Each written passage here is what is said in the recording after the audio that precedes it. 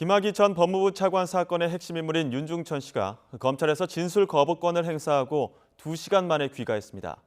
이런 가운데 검찰 수사단은 윤 씨와 김 전 차관의 모습이 담긴 새로운 동영상 자료를 확보한 것으로 알려졌습니다.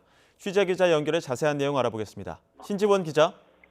네, 김학의 사건 검찰 수사단이 있는 서울 동부지검입니다. 네, 윤중천 씨 오늘 오전에 검찰에 출석했는데 이미 조사를 마치고 돌아갔다고요?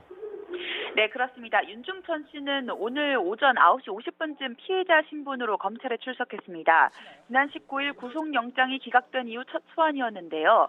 윤 씨는 검찰 조사에서 진술 거부권을 행사하고 2시간 만에 귀가했습니다. 낮 12시 10분쯤 검찰청사를 나선 윤 씨는 어떤 혐의로 조사를 받았는지, 또 김학의 전 법무부 차관에 관한 검찰 수사에 협조했는지 등을 묻는 취재진의 질문에 아무런 대답도 하지 않았습니다. 검찰 수사단은 지난주 윤 씨가 건설업체를 내세워 사기 등을 저지른 혐의로 구속영장을 청구했는데요. 법원은 검찰 수사와 영장심사에 임하는 윤 씨의 태도를 볼 때 구속 필요성을 인정하기 어렵다며 영장을 기각했습니다. 앞서 윤 씨 측 변호인은 구속 여부와 상관없이 검찰 수사에 협조하겠다는 입장을 밝혔지만 오늘 소환 조사에는 동행하지 않았습니다.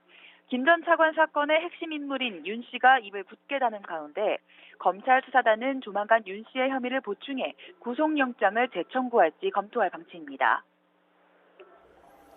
네, 검찰 수사단이 최근 새로운 단서를 확보했다고 하는데 어떤 내용입니까?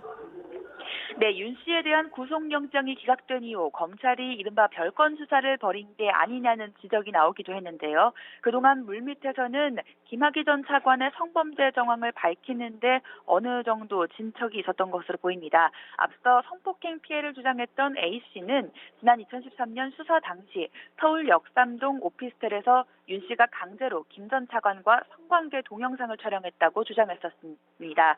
검찰 수사단은 윤 씨의 주변인에 대한 압수수색을 통해 과거 경찰과 검찰 수사 당시에는 발견하지 못했던 새로운 단서를 확보한 것으로 알려졌습니다. 김 전 차관과 윤 씨, 해당 여성의 모습이 담긴 동영상의 캡처 사진 등이 발견됐다는 건데요. 특히 영상이 촬영된 날짜와 장소 등 구체적 사건 발생 시점을 특정할 만한 정보가 포함되고 영상에 등장하는 인물의 신원을 확인할 만한 내용도 있는 것으로 알려졌습니다. 그동안 1, 2차 수사 과정에서는 성관계가 있었던 일시 장소가 특정되지 않아서 관계자들의 진술에만 의존할 수밖에 없었는데요.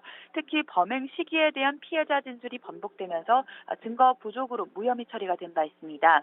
이번에 새로운 물적 증거가 확보된 만큼 검찰 수사단은 동영상에 등장한 관계자들을 조사해 성범죄 관련 사건을 재구성할 수 있을 것으로 기대하고 있습니다.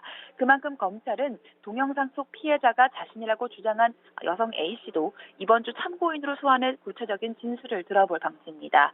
지금까지 서울 동부지검에서 YTN 신지원입니다.